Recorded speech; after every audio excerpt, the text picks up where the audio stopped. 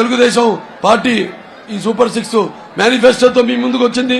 మహిళలు మరి అందరు కూడా 3 గ్యాస్ సిలిండర్ ఉచితంగా సంవత్సరానికి, బస్సులో ఫ్రీగా ప్రయాణం చేసే సౌలభ్యం, ప్రతి మహిళ కూడా 1500 రూపాయలు నెలకి, అలాగే చదువుకుంటున్న బిడ్డకి ఎంతమంది ఉంటే వాళ్ళకి 15,000 రూపాయలు, అలాగే నిరుద్యోగ వృత్తి ఎవరైతే ఉన్నారో నిరుద్యోగ యువకులు వాళ్ళకి 3,000 రూపాయలు, అలాగే రైతులు ఉన్నారు వాళ్ళకి ఇక ముందు అటు సంవత్సరం ఈ బీమా 20,000 రూపాయలు అందిస్తాము. అలాగే ఈ వృద్ధాప్య పింఛన్ ఏదైతే అబ్బా తాతలకి 3,000 కాకుండా 4,000 ఇస్తామని మనం ప్రకటించడం జరిగింది.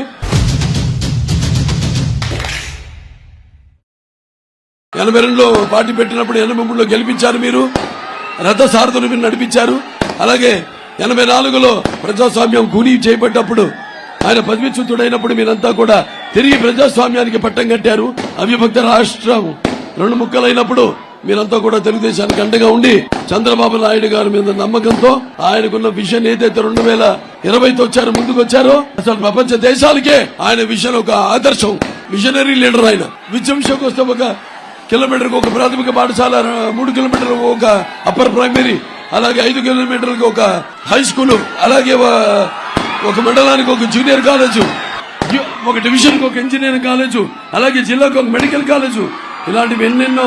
అలాగే ఏదైతే రామారావు గారు క్యాపిటేషన్ ఫీజు రద్దు చేశారో దాన్ని కొనసాగిస్తూ డబ్బున్న వాళ్ళకే అందే ఒక ఉన్నతమైన విద్యను పేదవాళ్ళకి ముగ్గుడికి తీసుకొచ్చిన మహానుభావుడు చంద్రబాబు నాయుడు గారు.